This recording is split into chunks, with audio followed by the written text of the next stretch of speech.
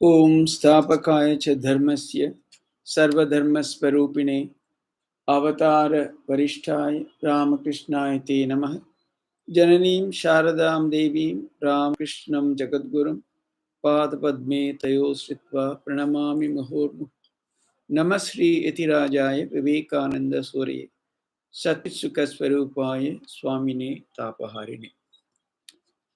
So, we saw how Chaitanya Mahaprabhu started in a pilgrimage to the south. One of the most noted events in this pilgrimage was his meeting with the very famous Ramananda Rai at Vidyanagar. In fact, this meeting was suggested by Vasudev Sarvabhauma, who was one of Chaitanya's teachers, so to say. So Ramananda Rai was actually a governor of that place. Chaitanya met him at the bathing ghat where he was resting after a bath. The sight of Chaitanya Mahaprabhu's that extraordinary lustre attracted Ramananda Rai so much, he went near him and offered his pranams. Soon they entered into conversation and each was admiring the other. So Ramananda Rai requested him to stay there at least for 10 days in Vidyanagar, and Chaitanya Mahaprabhu gladly agreed. During this, Chaitanya Mahaprabhu slowly took him, on the ascendancy in the path of Bhakti, from the earliest stages to the highest level, beginning with the just simple fundamental devotion to finally the love of Radha and her Sakhis for Shri Krishna without the least trace of any selfishness or any motive. So Chaitanya asked him what was the meaning of gaining devotion. So Ramandra answered, performing all one's duties as an offering to God was the means. She was asked to go deeper. So Ramananda answered that abandoning all one's caste duties for the love of God and taking refuge in Him alone were the means. Because in those days, the system of caste and adhering to those duties was so strong. But still, he says, for the love of God, abandon even all that and simply take refuge in Him. These were the means. Of course, he was commanded to go deeper. And this time, he was slowly revealing step by step the profound nature of love for Sri Krishna. First, devotion mixed with knowledge of God's Mahatmya or divine majesty, that was discussed, and obviously it was discounted as not the highest, Jnana Mishra Bhakti. Because this would jeopardize or harm pure love with an element of awe or, when you talk about the Mahatmya or extraordinary nature of God, obviously there's an element of fear or awe, what you say, you've been overwhelmed by God's Mahima or Mahatmya. So there obviously pure love for God will be absent. So obviously it has to be, there are further steps. Moreover, to know is to analyze. Knowledge comes out of analysis. But pure love means to be attracted. The attractive power of God. That is love.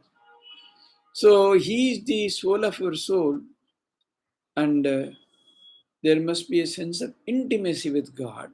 And so obviously, the Jnana Mishra Bhakti was discounted. Then Ramandra mentioned the fatherly love or paternal love, just as Balram had for Krishna, is even deeper than the earlier one, Jnana Mishra Bhakti. But still, Chaitanya Mahaprabhu was not satisfied. He said, go still deeper. And then, he was, Ramananda Rai mentioned that, no, the Balram's love is like a, not paternal, it's fraternal, like a brotherly fraternity. That kind of a brotherly love for Sri Krishna, elder brother or something like that. Then the next step was to go deeper. Parental love, like Nanda and Yashoda had towards child Krishna.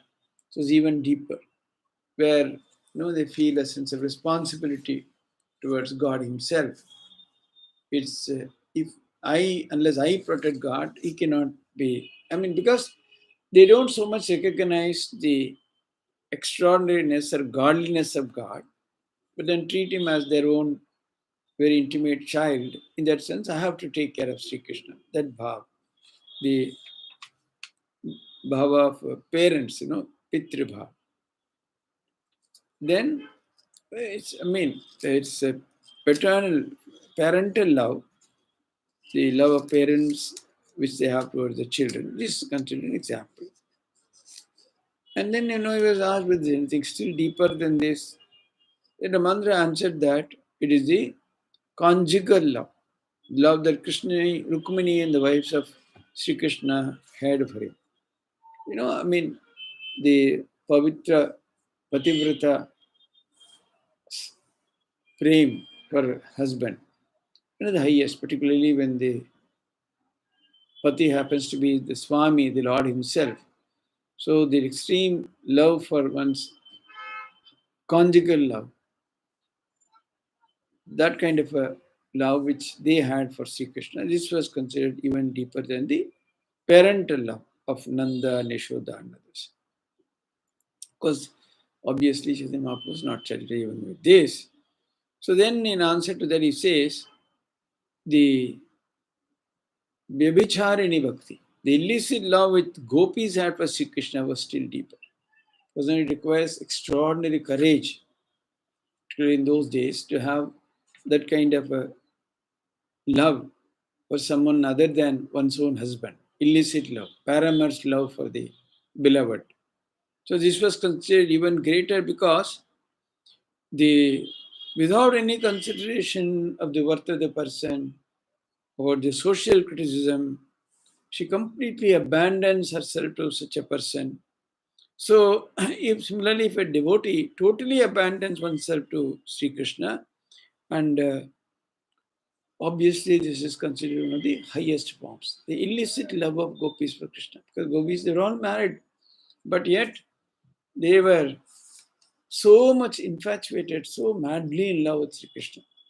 But this is, of course, it has nothing to do with the idea of body consciousness. But the attraction was so supreme, undeniable, irresistible. So they will abandon all their household duties. At night, they would simply come away when they hear the flute of Sri Krishna.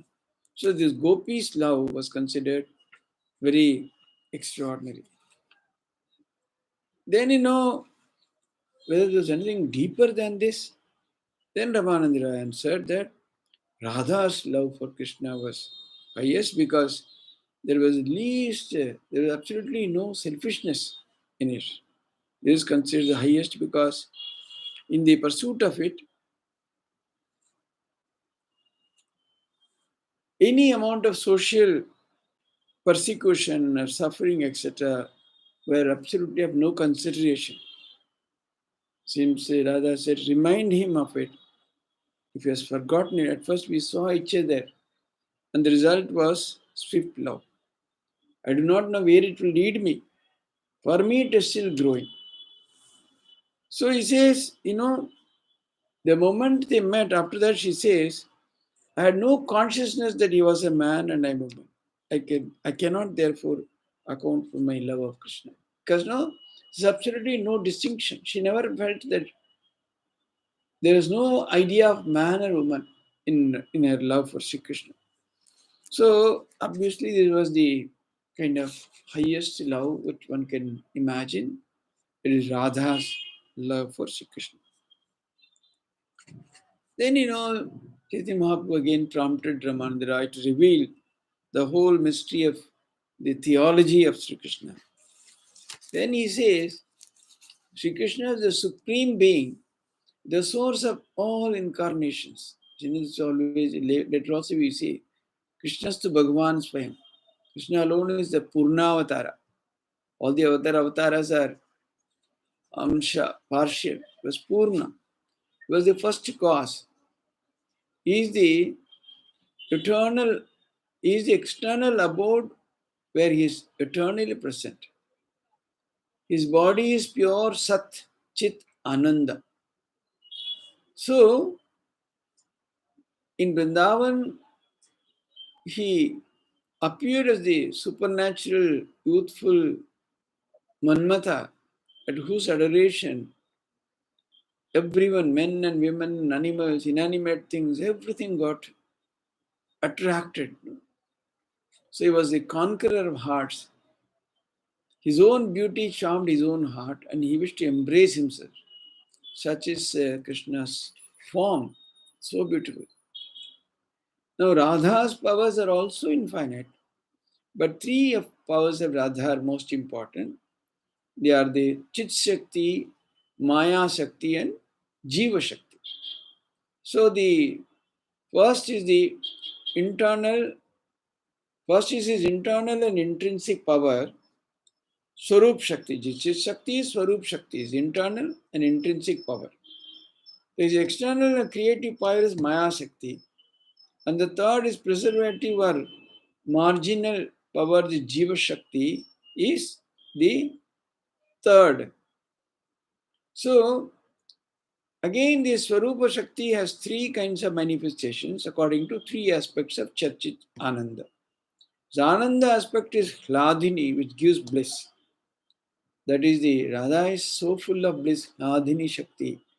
That's how to enjoy his own charm, Shri Krishna. That's why Chaitanya Mahaprabhu said is the aspect of Radha, to enjoy Radha's Hladini Shakti. And then, no, again, as you said, this Swarupa Shakti or the Chit Shakti again has three aspects, Satchitananda. The Ananda aspect is Hladini Shakti, which gives bliss or supreme Ananda. Sat aspect is Sandhini, which is creative. And then Chit is Samvit, which is Jiva nature. So again, these three aspects. What delights Krishna is named Hladini. Krishna is attracted by the Hladini Shakti. Krishna himself is delight, and yet he enjoys, because Krishna himself is such a delightful form, so attractive, so mesmerizing, yet he enjoys this Hladini Shakti. So the devotees also are supremely made happy by this Hladini. So the essence of this Hladini is what is called Prema. Prema is a series of emotions. The supreme form of Prema is what is called Mahabhava. Radha is the personification of Mahabhava, the highest expression of Hladini Shakti. So, Sri Krishna, to enjoy this Hladini Shakti of Radha, he took manifestation as Sri Chaitanya Mahaprabhu. That is one idea of the avatar of Sri Chaitanya. Because he wanted to enjoy Radha's Hladini Shakti in his own form. So he took the form of Chaitanya Mahaprabhu and incarnated on earth. That's one idea. So Radha and Krishna, their relationship, their play is very extremely deep, the idea. Dasya, Vatsalya, etc. cannot comprehend it. The Sakhis are female houses, Radha alone can comprehend. This way in Brindavan, actually they say that you have to worship Radha like Sakhis to get the favor of Krishna. So in Krishna is always known as Vrindavan. They don't say Krishna, Krishna, say Radhe, Radhe, Radhe, Radhe, Radhe, Radhe. So idea is these Sakhis, they attend on Radha and Krishna in their Raslila.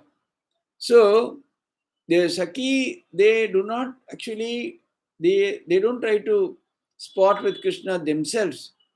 Rather, they feel great delight in contributing to Radha's sport with Sri Krishna. So that's why he says, in the easiest way to attain Sri Krishna is by satisfying Radha like her Sakhis or companions, and through Radha approach Sri Krishna. That is the Bhava and Vrindavan. So then it's said that Radha is verily the wish fulfilling creeper or the Kalpalata of the love of Krishna. The Kalpalata or the wish-fulfilling creeper of the love of Sri Krishna is Radha. The Sakhis are the leaves, flowers, and shoots of the creeper. So, in various ways, these are all explained. So, the love felt with gopis, there is no karma in it. It's called, it's because they seek Krishna's enjoyment and not theirs. Because in the case of gopis, their love for Krishna was they wanted Krishna to be happy. They wanted Krishna's enjoyment. They had no personal motive in that. So for the sake of Krishna, they had come. So there is no karma or no lower emotion in this Ras Leela.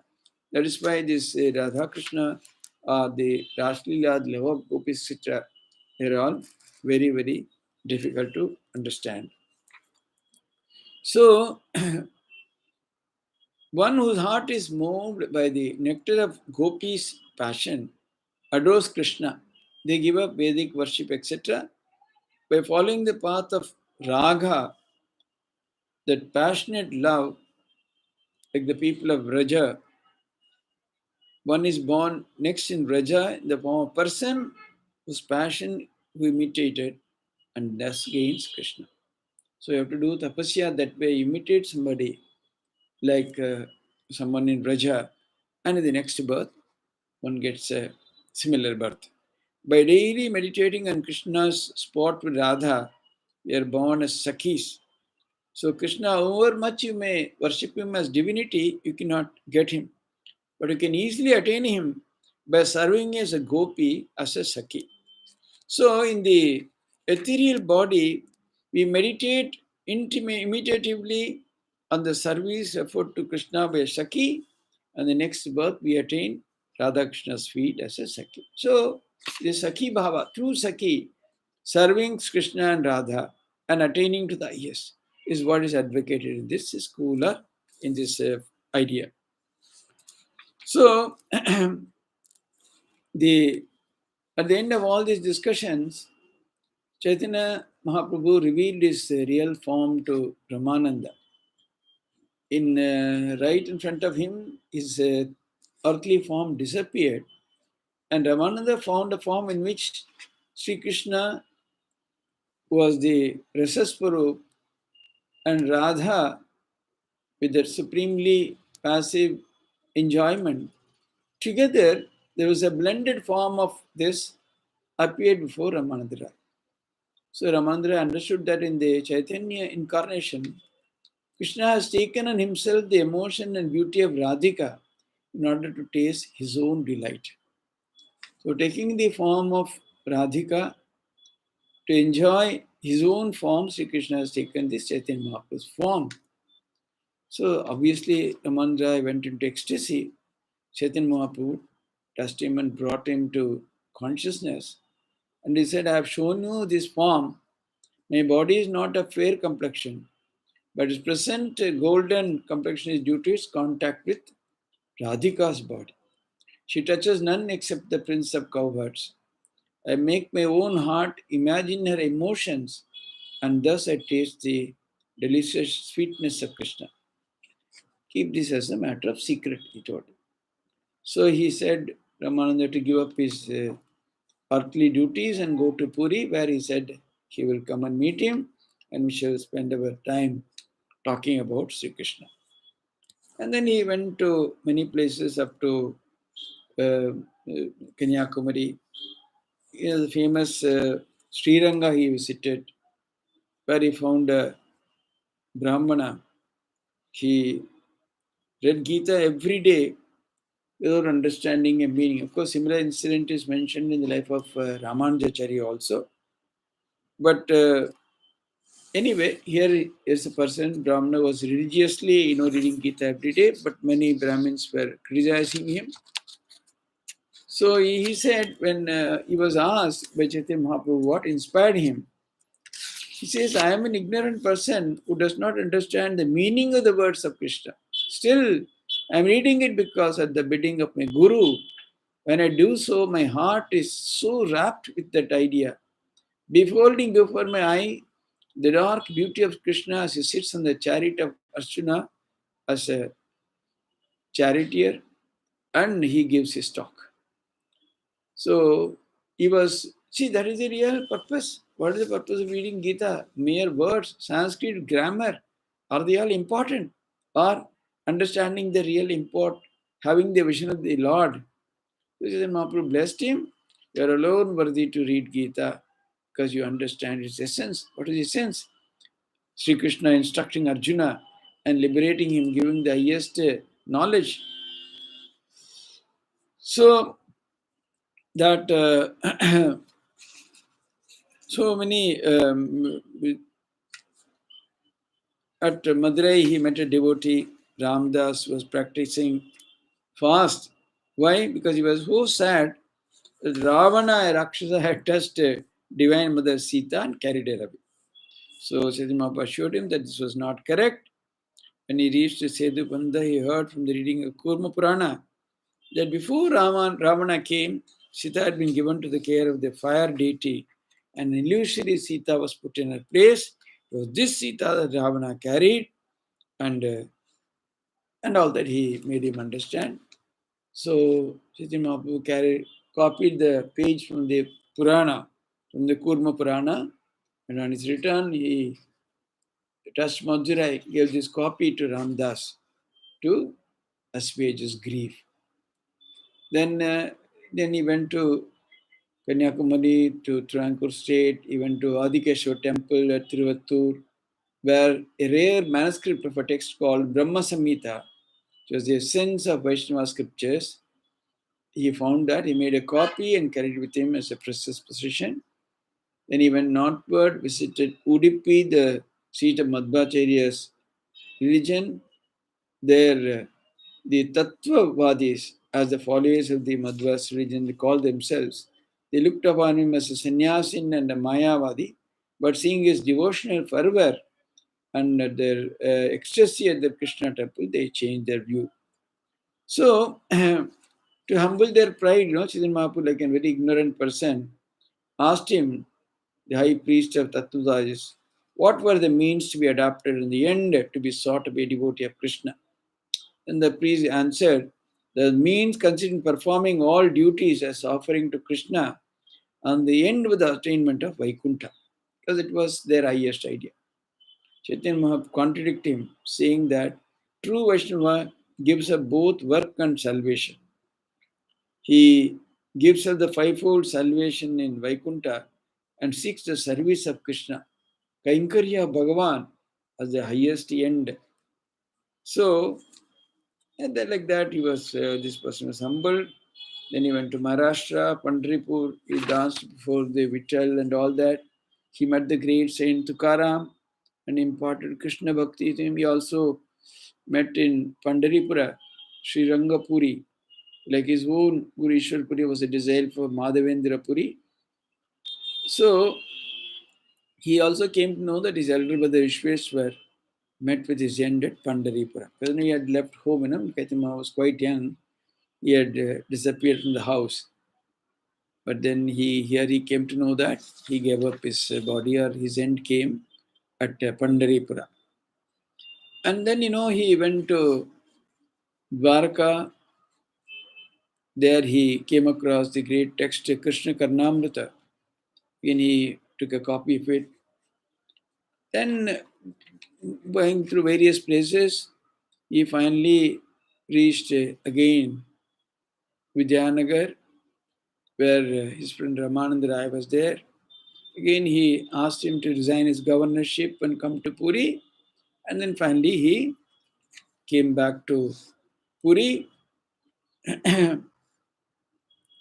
So, his return was a matter of great joy. So, there were even the king, Prataprudra himself, he wanted to meet Chaitanya Mahaprabhu. First, Chaitanya Mahaprabhu refused him because a sannyasi should not have to do anything with the men of worldly position and importance. Particularly, they are not supposed to see Rajas and Maharajas. But Sarvabhauma and others, somehow, they managed to bring the king in the garb of an ordinary devotee before the master while he was singing and dancing before the procession of Jagannath on Rath Yatra day.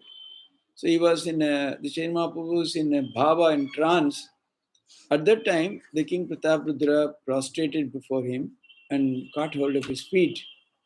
He chanted melodiously from Bhagavata, which had a tremendous effect on Chaitanya, who embraced him, and thereby he transmitted Krishna Bhakti to this Prataprudra.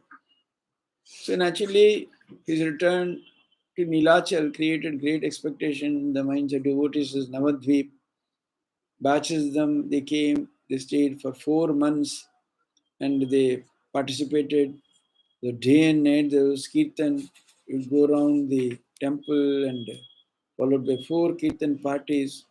Often he fell down in ecstasy and had to be supported by Ramananda, who had by then come back. So then, the time for car festival approached. He made all arrangements, and he arranged to clean that ratha, and then 100 water pots and brooms, etc., were distributed. Among the loud chant of Krishna's name, the dusting, scrubbing, and washing, the whole thing was done. And then the day of car festival came. Lord Jagannath, after 15 days of seclusion, came out in his golden embellished car. uh, and then, with the embroidered canopy, etc.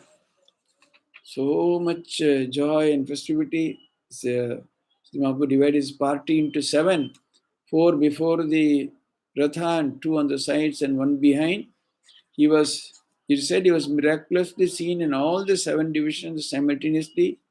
He danced with all his might, manifesting in the several 8 sattvika bhavas at the same time. So it was a great occasion, and then huge quantities of various items of food were prepared and heaped on all sides of deity in the car. So obviously he was completely exhausted, for as if she never now fed sumptuously with delicious prasada. Again the car was to move after Bhoga, but it did not move when it pulled by elephants. But finally, when Chaitanya Mahaprabhu gave a push, immediately it started again. So again, they reached the Gundicha in the evening. They were lifted, the images were in the car and placed on their thrones. It was to stay for 9 days. The idea was every year, Jagannath, who is other than Shri Krishna, wants to go from Dwarka to Brindavan, where he is ported with the Gopas and Gopis.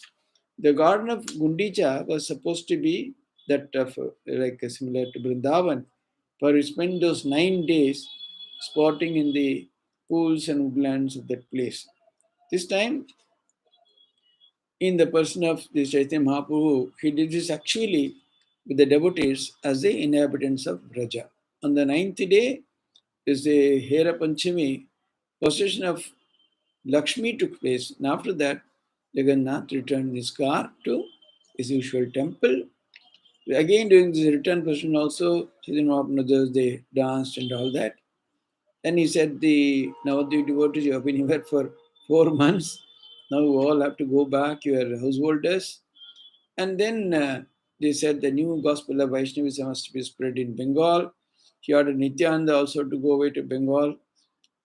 Along with Advaita Acharya, you should go all over Bengal for the propagation of the gospel. He, of course, continued to live in Puri for about 3 years, each day spending as much time in singing and dancing before Jagannath. Because every year during the car festival, the devotees of Navadvip would come in large numbers to be benefited by his inspiring company. So after for 3 years at Puri, he felt a great desire to go to Brindavan, the place of Krishna's divine play. So he wanted to also take bath in Ganga and meet his mother, Sachidevi, at Navadvip on the way to Brindavan. So he left Puri with a small entourage of devoted followers.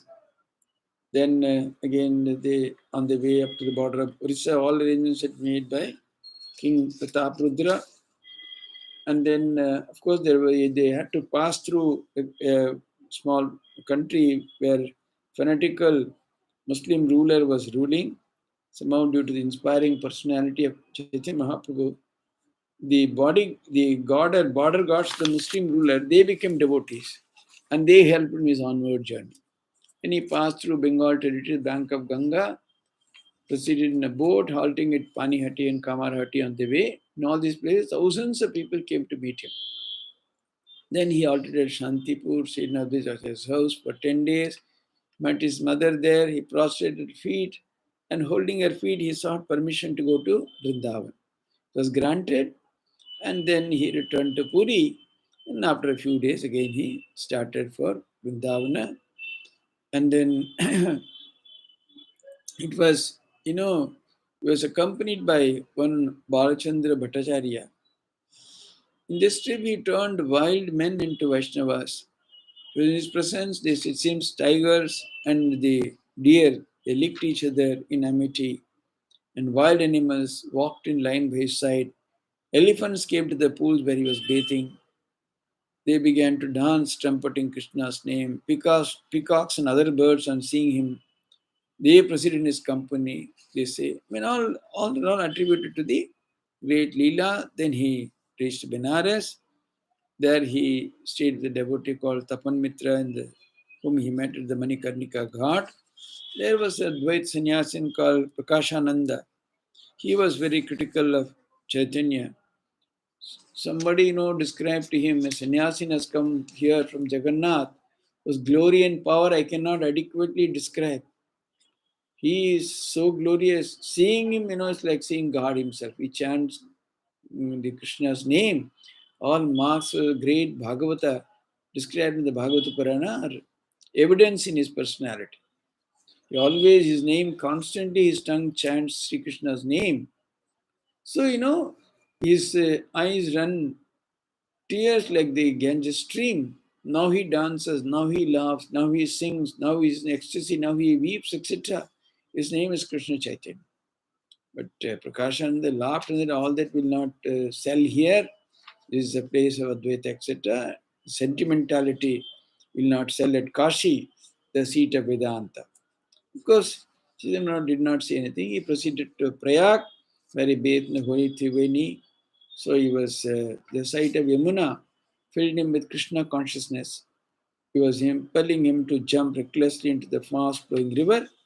Staying for 3 days there, he proceeded to Mathura, the place of Sri Krishna. He was in ecstasy of devotion. The whole period of stay was one of dancing, singing, and entering into trances.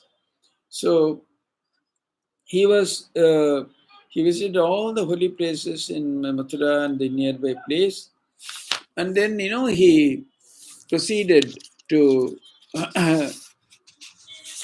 There's so many supernatural incidents are mentioned there. Peacocks were dancing before him. At his coming, trees and creepers put forth shrouds and shed honey like tears of joy, and all that they say. So his passion of devotion on the way to Brindavan grew immensely. It was tenfold perhaps to what it was in Puri. It increased 1,000-fold when he reached Mathura and roamed through the woods of Brindavan. He was just at the time 29 years old. Actually, this modern Vrindavan is largely known. It was revivalized because of three Goswamis, Rupa, Sanatana, and Jiva, was a nephew. They were disciples and later contemporaries of Chaitanya. They were the people who formulated the philosophy of Achinta Bheda, the Chaitanya school of Vaishnavism. So Vrindavan was a dreamland that haunted his thoughts. So even then he had, even some years back, he had sent a disciple for a revival of Vrindavan. So in 1515, when Chaitanya visited Vrindavan, it had not developed much, but subsequently it grew tremendously because of three Goswamis. His stay was short, but we visited all places like Radha Kund, Shyam Kund, and then Govardhan, and other Gokul, etc., etc. Everywhere, of course, he sang, danced, and imparted Krishna Prema to devotees. The sight of Yamuna, of course, was often very impelling him to throw himself into that rapid stream. His companions would rescue him several times. Whenever he would see Yamuna, he would be so overwhelmed with Krishna Prema. would immediately jump into that waters which were, so fast flowing. So his company had to rescue him again and again. So they felt that if he stays longer there, he may give up his body. So somehow they tactfully managed to persuade him to go to Allahabad. So then he reached Prayagraj. Uh, uh, the From Prayagraj again. Prayagraj is actually where he met two of his important disciples, Rupa and Sanatana, who are perhaps his foremost disciples to formulate the philosophical structure for his Prema Bhakti. His Prema Bhakti was not just simply only dancing and singing and all. It had also a philosophical aspect. This was largely formulated by these through Goswamis, or brilliant scholars themselves. They were in the ministers of the Muslim rule of Bengal. By Chaitanya Mahaprabhu's grace, they got themselves released from their service and they gathered at his feet to be inspired with Krishna Prema. So it was Rupa Goswami first released and asking him to go to Brindavan. He imparted him many of the important instructions. He said, true devotion to Krishna is the rarest thing in the universe. The samsara beings pass through 84 lakhs of births. That's what he said. Manushya, the human birth is so rare. But to pass through 84 lakhs births before you attain. There are no many like birds, bees, waterborne creatures, etc. Among men, the largest section are either too worldly and they are not, very few think of God, etc. Most are devoted to some ritualistic duties, some to knowledge. Among a million devoted to knowledge, hardly one is liberated. Among those liberated, 1 in a million alone is found to be truly devoted to Krishna. That's what he said. But the true devotee of Krishna is passionless and tranquil, while the others want enjoyment, salvation, or psychic powers, etc. Krishna's devotees care only for wholehearted service of him with body, mind, and soul in absolutely selfless spirit. In the minds of those who care for salvation and other self-centered fulfillments, true love of Krishna can never be kindled. So, if you want to be a true lover of Krishna, one cannot even have an aspiration for liberation or mukti or anything. The only thing is to do the kaikarya or seva of Lord in a spirit of total self-effacement or self-abandonment. So, from the culture of bhakti, the greater devotion takes place called order. When order deepens, it is called prema or love. Prema, when it grows, it becomes sneha, mana, pranaya, raga, anuraga, bhava, and mahabhava. Finally, the highest is called the mahabhava. So Krishna's devotion to Krishna and conquest of desires are the marks of all these types of devotees. So a Santa Bhakta's devotee attachment is a flower without any scent. There could only a true sense of God's nature as the supreme spirit and divinity. So it's like a flower which has no scent like. Dasya mode is better because there it recognizes Sri Krishna with all powers and constantly gratifies him by serving with sense of his divinity, with honor and great glorification. He constantly recognizes the divinity of the Lord. So it has got the merits of Shanta plus service. In the Sakya Rasa, possesses got the merit plus absolute trust in Krishna, and the service is characterized by reliance and free kind of friendship with Krishna without any inhibition of awe. So, obviously the other two are included in this. The Vatsalya is the next one. Apart from all this, also idea of tenderness. Such a devotee looks on Krishna as his protege and himself as his patron. Therefore, then finally the Madhura Bhava, all the qualities are present in addition, and the devotee serves Krishna as a lover, offering him his or her own person. In this, all the other, Shanta, Dasya, Shakya, Vatsalya, all these bhavas, the characteristics are all combined in this. And finally, all these are synthesized in the form of what is called Atma Samarpana, or complete resignation at the feet of the Lord. Then again he comes back to Benares. This time he again meets here Sanatana, who was by the time has got himself released from the clutches of the Muslim Nawab, and he met Chaitanya Mahaprabhu. Chaitanya gave him some of the profound teachings, just he did it to Rupa. He said the Jiva is the eternal servant of Krishna. Krishna has three inherent powers, we have discussed briefly: Chit, Jiva, and Maya. If the Jiva, which is the middle of the Tatastha, looks at Krishna, he is uplifted by the Chit. So, Lord Krishna himself has three powers: Chit Shakti, Maya Shakti, and Jiva Shakti. Jiva, which is in the middle, or the Tatastha, if he looks at Krishna, is uplifted in Maya. He is uplifted by the Chit power and is liberated. If he turns away from Krishna, Maya power entangles him into samsara. So, the scripture, the Guru, and introspection lead the Jiva to Krishna. For this, Krishna has revealed the Vedas and the Puranas. So, this is basically these are some of the things. By serving him, we can attain the rasa, of which he is the embodiment, because he is the rasa swarup, Shri Krishna. So, what is the fruit of love? It's not wealth or freedom from rebirth, but it's the beauty that one gets through service. So, the true devotees of Krishna, they don't seek anything. They only seek that constantly they should be able to serve him. This is what they are constantly seeking.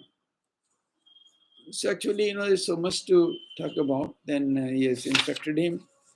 Then finally he comes back to Kashi. This time he converts Prakashananda. He understands his folly. He renames him as Prabodhananda. Prakashananda became Prabodhananda. He was asked to go to Brindavan and preach, because he also wrote a very wonderful book called Chaitanya Chandramrita. Then, so Sanatana Goswami, by the time came to Puri via Jharkhand, the journey was so difficult, he developed a terrible skin disease, and he wanted to give up his body in front of the Ratha, crushed by its wheel. So he met Chaitanya, who came to know about his intention. And he said, if giving up life could have made one gain Krishna, I could have done it million times. How can you do it? Suicidal tendency, etc., are all born of tamas. So, the only way is through the adoration of the Lord, through the Navada Bhakti, etc., that is mentioned in the Bhagavata, and of this Nama Sankirtan, or chanting of the divine name, has the highest place. So naturally, he said, how can you give up your body? It belongs to me. I have kept it for the service of the Lord. You go and preach in Brindavan. I can't go because I have given birth to my mother. So, but Sanatana bowed down to him. His body was full of sores and eruptions. But as soon as Chaitanya embraced him, he became completely cured. And after Dol Yatra festival, he was sent to Brindavan. And then, the the last 13 years of his life, from the age of 30, they were spent exclusively in Puri. At that time, this Raghunath Das and Swarup Damodar, they were constantly attending on him. Because he was, all his time he was spent in adoration of Jagannath. It was only, his longing, etc., his viraha, they were only becoming more and more intensified. So, he would sometimes, these are the signs of all their extraordinary personalities. So one day, several miraculous incidents are mentioned, how he would behave very strangely. Quite often they would find him like, totally dead or something like that. But when they would chant Sri Krishna's name, he would be revived. And another day, he was, his boy, where he went, nobody knew. Seeing the blue ocean, he took it for the Yamuna river and simply rushed into the sea and was carried with the waves. The attendants went in search of him, could not find him. They came across a fisherman with his net, was laughing, weeping, and dancing and chanting Hari Hari. The devotee stopped him and asked him what happened. He said, I have not seen any person, but a dead body was caught in my net, and I carefully dragged it along the shore, thinking it was a big fish. But then only I saw a corpse. I was frightened. While cleaning the net, I touched the body, dead body, and at once the spirit of it entered into me, and I even reduced his state. So then he guided into the dead body. He was lying on the ground, huge body, bloated, and then constantly, they chanted the Krishna Kirtana into his ears. Slowly he came back to consciousness and he stood up. Then he said, why he was, my heart was filled with bliss at the sight. Just then you have caught hold of me and your great mind brought me here. Where is Yamuna? Where is Brindavan? Where is Krishna? Where are the Gopikas? So he was, you have destroyed that bliss. He was in that mood. Of course, in all his alternative moods of union and separation as Radha, spent his last years as Muri. And then finally he told to Swarup and Ramanand Rai, for this Kali Yuga, Sankirtan of Krishna's name is the supreme healer. It is equivalent to Vedic sacrifice, and the true sacrificer is rewarded with Krishna's feet. Sankirtan enables us to conquer sin and the world. It creates purity of soul. Chant the name at meals, in bed, here, there, everywhere. It's not restricted to any place or time. It works everywhere. It bears the name of Sarva Shakti. So, listen, Ramananda, to the way in which the name is to be recited. Devotee, higher rank should regard himself as lowly like grass. That's what, he is. Take Krishna's name and thus you'll be inspired with prema. This very famous Shishashtaka. The only work that is credited, he was a great scholar. Such a beautiful 8 verses he wrote. And finally, his passing away is again shrouded in mystery. Some say that he went and merged in the body of Jagannath or Gopinath. Some say that he drowned himself, sea, etc. But then, he was one, of course, there's one authentic account. They say that he fell down while dancing and before during the car festival and a serious leg injury. And he told his attendant Swarup Goswami that he would leave the earth the next night on Ashtami Tithi. They say that celestial flowers of various colors were thrown in heaps on him from the unseen, and celestials began to sing. Vishnu's heavenly chariot with Garuda figure on it came, and his spirit he ascended to the Vishnu's abode. They say, according to one authentic version, he attained Mahasamadhi on the 14th of June, 1533. Anyway, it was a life of extraordinary devotion and something, a wonderful path which he advocated for the whole of mankind, so to say. So actually, in one more class, we'll try to understand little the extraordinary philosophy of Achinta Bheda Veda, which is the Chaitanya school of Vaishnavism. We will see that next week, and with that, our discussion on Chaitanya Mahaprabhu's life and message would come to an end. Om Shanti Shanti Shanti Hari Om Tat Sat Sri Ramakrishna Arpanamastu.